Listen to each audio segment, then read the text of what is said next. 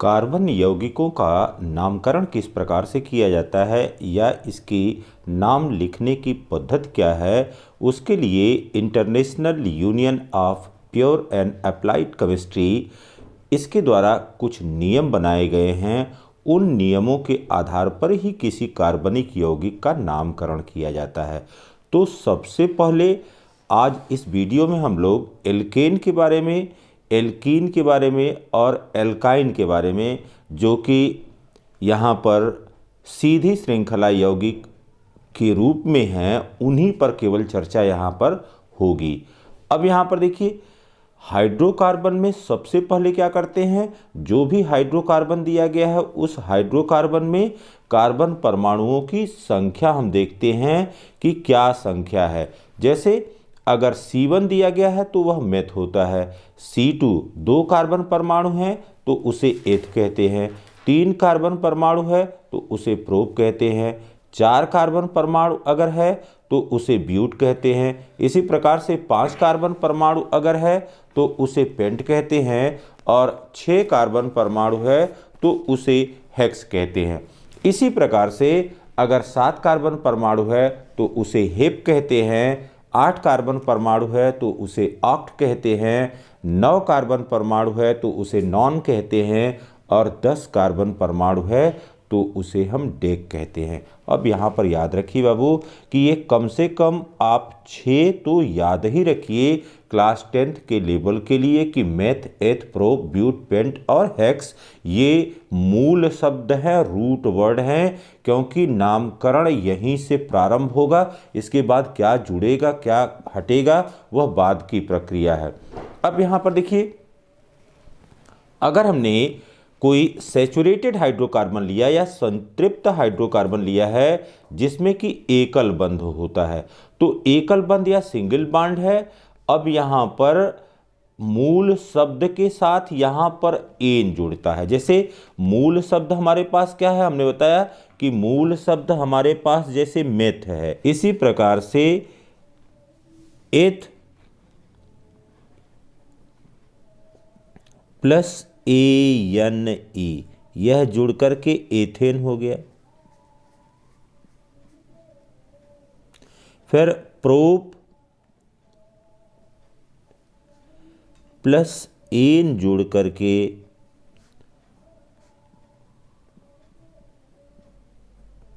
Propane हो गया, या अन्य आगे जो भी।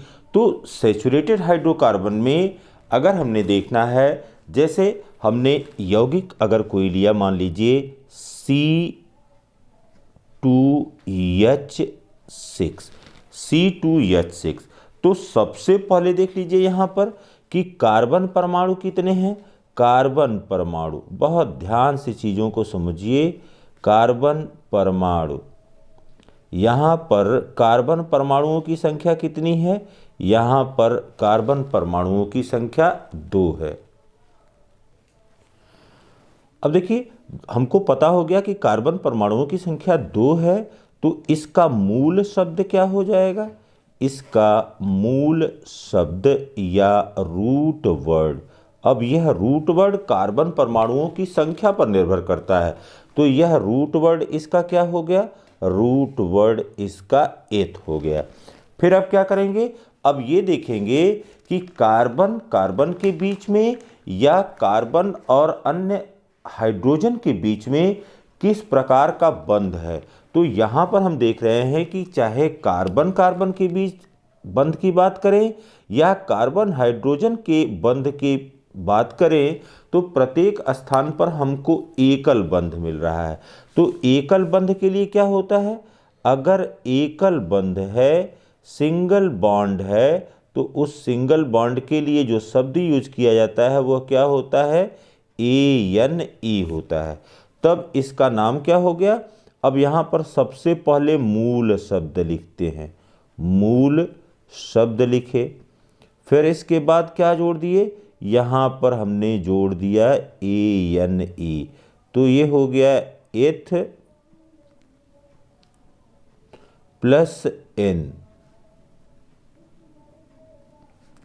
यह एथेन हो गया, यह एथेन। तो इस प्रकार से इसका नाम हमको पता चल गया कि यह एथेन है। इसी प्रकार से देखिए एक सूत्र के रूप में अगर हमको C5H12 दिया गया है और इसका नामकरण हमने करना है कि क्या नाम होगा इसका, तो सबसे पहले देख लीजिए कि यहाँ पर कार्बन कितना है, 5 है। 1 2 3 4 और 5 सभी कार्बन को पहले हमने सिंगल बॉन्ड में जोड़ लिया। अब इसके पश्चात जहाँ जहाँ पर अब स्थान खाली है उन स्थानों पर हमने इस तरह से बॉन्ड लगाया और इस स्थान पर हाइड्रोजन हो गए। अब ये देखिए, यह देखने से पता चल रहा है कि यह जो हाइड्रोकार्बन है इसमें कार्बन और कार्बन के बीच में भी सिंगल बॉन्ड है, कार्बन हाइड्रोजन के बीच में भी एकल बंध है। तो यहाँ पर तो यह सिंगल बॉन्ड है, सभी सिंगल बॉन्ड है। इसका मतलब यह क्या हो गया, यह सैचुरेटेड हो गया या संतृप्त हाइड्रोकार्बन हो गया। अब यहाँ पर देखिए बेटा, सबसे पहले कार्बन परमाणुओं के हमने कहा कि कार्बन परमाणुओं की संख्या देखना है। तो कार्बन परमाणु की संख्या क्या हो गई, यहाँ पर कार्बन परमाणु की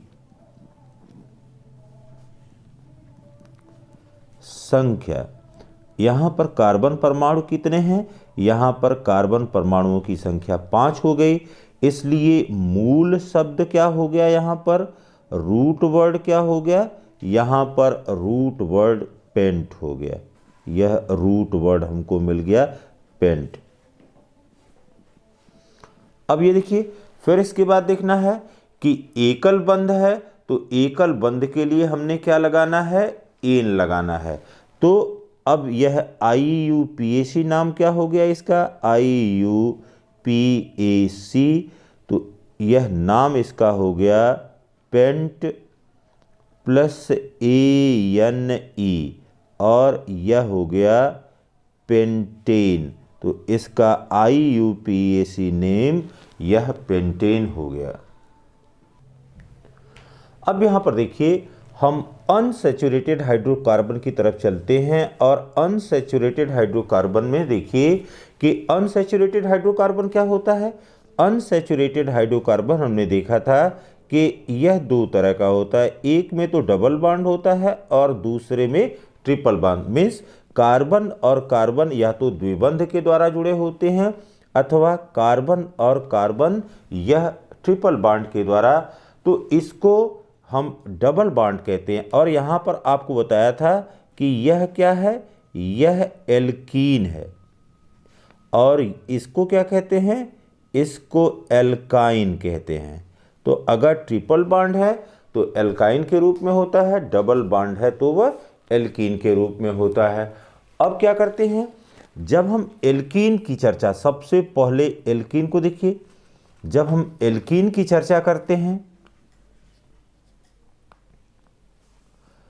तो इस एल्कीन में यहाँ पर डबल बॉन्ड है, कार्बन और कार्बन के बीच में डबल बॉन्ड है और मूल शब्द यहाँ पर होगा, मूल शब्द होगा।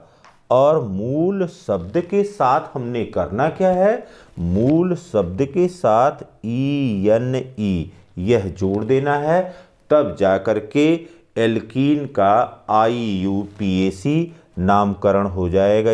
हमने अगर लिया C2H4, यहाँ पर देखिए C2H4, C2H4। अब देखिए बेटा, यहाँ पर कार्बन और कार्बन के बीच में पहले जो है एकल बंध लगाते हैं, फिर यहाँ पर 4 हाइड्रोजन है, 4 हाइड्रोजन को हमने यहाँ पर लगाया। अब ये देखिए, यहाँ पर अभी कार्बन की संयोजकता असंतुष्ट है, तो कार्बन की संयोजकता जब असंतुष्ट है तो एक बॉन्ड यहाँ पर आ गया, यह डबल बॉन्ड के रूप में हो गया। तो कार्बन और कार्बन यहाँ पर डबल बॉन्ड के रूप में हो गए और साथ ही साथ हाइड्रोजन यह सिंगल बॉन्ड है। तो कार्बन कार्बन डबल बॉन्ड हो गया, C डबल बॉन्ड C हो गया और शेष यहाँ पर एकल बंध के रूप में है। तो अब ये देखिए, यहाँ पर इसका मूल शब्द क्या हो गया? मूल शब्द को जानने के लिए हमको क्या करना पड़ेगा? कार्बन परमाणुओं की संख्या, कार्बन की संख्या, यह कार्बन की संख्या यहाँ पर कितने के बराबर है? कार्बन की संख्या 2 के बराबर है, इसलिए इसका नाम क्या हो गया? इसका नाम हो गया 8। जैसे ही अब डबल बॉन्ड है, कार्बन कार्बन के बीच में डबल बॉन्ड है, तब इसके लिए क्या शब्द लिखेंगे? इसके लिए शब्द ENE का इस्तेमाल करेंगे। इसलिए अब इसका IUPAC नाम क्या हो गया? अब यहाँ पर हमने कहा कि सबसे पहले जो मूल शब्द है उस मूल शब्द को लिखते हैं, प्लस इसमें क्या कर देते हैं? ये ENE कर देते हैं या ENE जोड़ देते हैं। तो यहाँ पर मूल शब्द हो गया 8 प्लस यहाँ पर क्या जुड़ गया? इन जुड़ गया। तो जैसे ही 8 प्लस इन जुड़ा, यह किस रूप में हो गया? एथीन। तो इसका IUPAC नाम क्या हो गया? यह एथीन के रूप में हो गया। तो C2H4 इसका IUPAC नाम एथीन हो गया। अब असंतृप्त हाइड्रोकार्बन में ही अनसैचुरेटेड हाइड्रोकार्बन के ही डबल बॉन्ड वाले के एक और एग्जाम्पल को यहाँ पर लेते हैं। जैसे यहाँ पर पहली चीज़ देखिए कि डबल बॉन्ड जो भी कंपाउंड हैं, उन डबल बॉन्ड कंपाउंड का हमने जनरल फार्मूला क्या जाना हुआ है? CnH2n। यह डबल बॉन्ड वाले का जनरल फार्मूला है, या जिसको हम एल्कीन कहते हैं, इस एल्कीन का यह जनरल फार्मूला है, सामान्य सूत्र है। तो इसका दूसरा तत्व क्या हो गया? जैसे N इक्वल टू अगर हमने 2 रखा तो यह हो गया C2H4, N इक्वल टू 2 रखा तब ये हुआ। अगर N इक्वल टू 3 रखा तो ये हो गया C3H6, ये इसका अगला कंपाउंड हो गया। तो अब इसको देखा जाए कि यह किस प्रकार से संरचना बनाता है और क्या इसका नामकरण होता है। यहाँ पर देखिए कार्बन और कार्बन, कार्बन कार्बन कार्बन पहले सिंगल बॉन्ड से हुआ, फिर यहाँ पर देखिए अब ये हाइड्रोजन हो गया, यहाँ पर ये हाइड्रोजन व्यवस्थित हो गया, 3 हाइड्रोजन हो गया, यहाँ पर 2 इसके साथ गए, यहाँ पर हाइड्रोजन हो गया, यह डबल बॉन्ड हो गया। अब एक हाइड्रोजन बचा है, इसको चाहे ऊपर लिख सकते हैं या नीचे लिख सकते हैं। तो यहाँ पर कार्बन कार्बन के साथ एक जो है यहाँ पर डबल बॉन्ड बन रहा है, और अन्य स्थानों पर, अन्य जो स्थान है यहाँ पर, इन स्थानों पर हम देख रहे हैं कि सिंगल बॉन्ड बन रहा है, लेकिन यहाँ पर कार्बन और कार्बन के बीच में एक डबल बॉन्ड बन रहा है। तो अब यहाँ पर कार्बन परमाणुओं की संख्या देख लीजिए, कार्बन परमाणु की संख्या, कार्बन परमाणु की संख्या तो 1 2 3, कार्बन परमाणु की संख्या यहाँ पर 3 हो गई। तब यहाँ पर इसका रूट वर्ड क्या हो गया या मूल शब्द क्या हो गया? यहाँ पर इसका मूल शब्द हो गया प्रोप, इसका मूल शब्द प्रोप हो गया। फिर देखिए बेटा, अब अगर कार्बन कार्बन के बीच में डबल बॉन्ड है, कार्बन कार्बन के बीच में डबल बॉन्ड है, तो भैया इसका यहाँ पर नाम जो जुड़ने वाला है वो क्या हो जाएगा? ENE। तो प्रोप के साथ यह ENE जुड़ गया। अब यह हो गया प्रोप प्लस ENE, और इसका नाम क्या हो गया? इसका नाम हो गया प्रोपीन। तो इसी प्रकार से अगर कार्बन परमाणुओं की संख्या 4 हो जाएगी तो यहाँ पर ब्यूटीन हो जाएगा, कार्बन परमाणुओं की संख्या 5 हो जाएगी तो पेंटीन हो जाएगा। अब यहाँ पर देखिए unsaturated hydrocarbon and triple bond, त्रिबंध हो और असंतृप्त हाइड्रोकार्बन है, तो यहाँ पर मूल शब्द के साथ क्या होता है? मूल शब्द की पहचान करते हैं, और मूल शब्द के बाद आइन YNE जोड़ करके IUPAC नामकरण करते हैं। तो यहाँ पर IUPAC इसके लिए क्या करना होगा, यहाँ पर जो मूल शब्द है, रूट वर्ड है, रूट वर्ड के साथ क्या जोड़ दिया जाएगा, रूट वर्ड के साथ यहाँ पर आइन कर दिया जाएगा। और यह कब की बात हो रही है, जब कार्बन और कार्बन के बीच में ट्रिपल बॉन्ड है, उस दशा में यह है। अब यहाँ पर देखिए, जैसे इसका जनरल फार्मूला क्या है, इसका जनरल फार्मूला जब हम एल्काइन की बात करते हैं, एल्काइन की जब बात करते हैं तो एल्काइन का जनरल फार्मूला CnH2n-2 है। तो CnH2n-2 है। अगर हमने n = 1 रखा तो n = 1 रखने पर यह कंपाउंड नहीं मिलेगा, इसलिए कि कार्बन कार्बन के बीच में ट्रिपल बॉन्ड होना चाहिए। तो एक कार्बन होने पर कुछ भी नहीं होगा। अब यहाँ पर देखिए बाबू, अगर हमने n = 2 रखा तो n = 2 रखने पर C2H2 तो यहाँ से हमको मिल गया C2H2। तो पहला कंपाउंड यहाँ पर हमको मिल रहा है, यह C2H2 के रूप में है। तो C2H2 की संरचना क्या होगी, यहाँ पर हमने कहा है कि कार्बन और कार्बन को सबसे पहले सिंगल बॉन्ड से जोड़ते हैं, फिर इसके साथ 2 ही हाइड्रोजन है, एक इस कार्बन के साथ आ गया, एक इस कार्बन के साथ आ गया। अभी कार्बन की संयोजकताएं जो संतुष्ट नहीं थी उनको संतुष्ट किया, तो कार्बन और कार्बन के बीच में ट्रिपल बॉन्ड हो गया। तो अब यहाँ पर देखिए, कार्बन परमाणु की संख्या कितनी मिल गई हमको, कार्बन परमाणु की संख्या यहाँ पर यह 2 कार्बन हमको मिल गया। और कार्बन कार्बन के बीच में ट्रिपल बॉन्ड के लिए हमने क्या याद रखना है कि इसके लिए मूल शब्द के बाद आइन लगाना है। तो अब यहाँ पर IUPAC जो नाम इसका हो गया, तो 2 के लिए 2 कार्बन परमाणु हैं, तो 2 कार्बन परमाणु के लिए यहाँ पर क्या हो गया, यहाँ पर मूल शब्द हो गया, इसको RW या रूट वर्ड कहते हैं। तो रूट वर्ड हमको एथ मिल गया, तो यहाँ पर हो गया एथ प्लस आइन। इसका मतलब इसका IUPAC नाम हो गया एथाइन। ठीक बाबू। अब इसी तरह से अगला इसका कंपाउंड देखिए, अगर इसी एल्काइन से ही हमने अगला कंपाउंड लिया है, जैसे C3 और H4, C3 एंड H4। तो C3H4 पहले संरचना देख लिया जाए। कार्बन कार्बन, यहाँ पर अब कार्बन के 3 मॉलिक्यूल हैं, यहाँ पर कार्बन कार्बन और कार्बन, यह 3 कार्बन एटम हैं, 3 कार्बन एटम हैं, और यह पहले सिंगल बॉन्ड से जोड़ दिया। अब यहाँ पर देखिए, इस कार्बन के साथ 3 हाइड्रोजन आ गए। अब एक हाइड्रोजन यहाँ पर गया।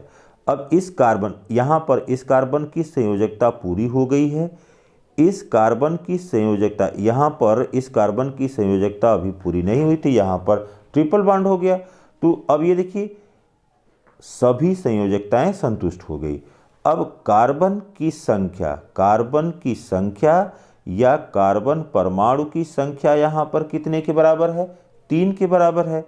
तो अब यहाँ पर रूट वर्ड क्या हो गया, यहाँ पर रूट वर्ड प्रूफ हो गया। इसको RW या जिसको मूल शब्द कहते हैं, यह मूल शब्द हमको मिल गया प्रूफ।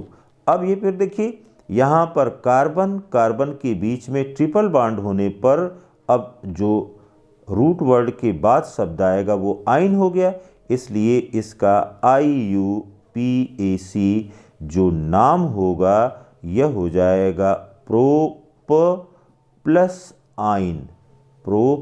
आइन, और यह हो गया प्रोपाइन।